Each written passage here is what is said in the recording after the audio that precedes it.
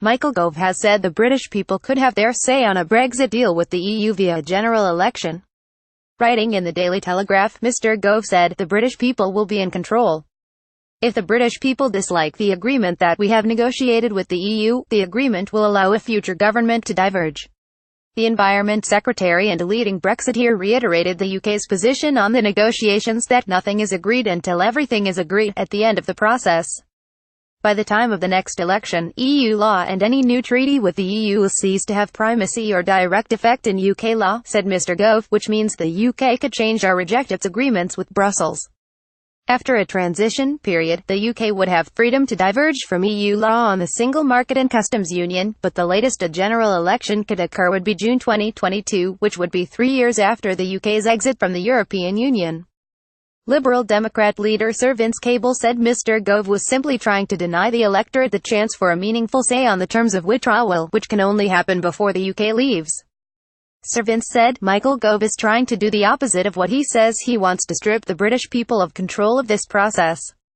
As recent polling has shown, there is a growing consensus supporting the Liberal Democrat policy for the public to have a vote on the terms of the deal, but extreme Brexiters do not want to take this risk in the light of increasing economic and political evidence that Brexit will be seriously damaging to the UK. Gove wants to deny us the right to block a poor deal.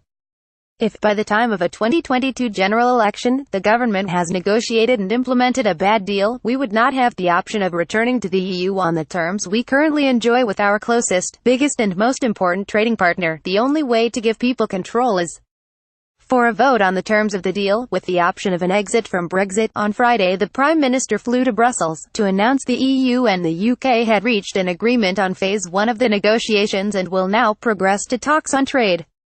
The broad outline of any future deal, or transitional phase, is expected to need agreement by October of next year. The UK will pay a divorce settlement of between £35 and £39 billion, although EU figures have suggested no firm figure has been agreed. The wording of the agreement says there will be alignment in regulations between Northern Ireland and the Republic in certain sectors to allow for an open border to be maintained. It will also involve the European Court of Justice overseeing the rights of EU nationals living in the UK for the next 8 years. The Cabinet will meet on December 19 and discuss, for the first time, what future trading relationship the UK should seek with the EU.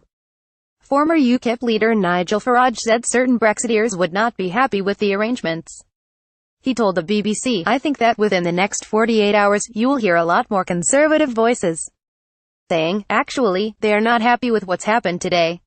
Some conservatives have already expressed concern over the role of the European Court of Justice's continuing jurisdiction over the UK for such a lengthy period.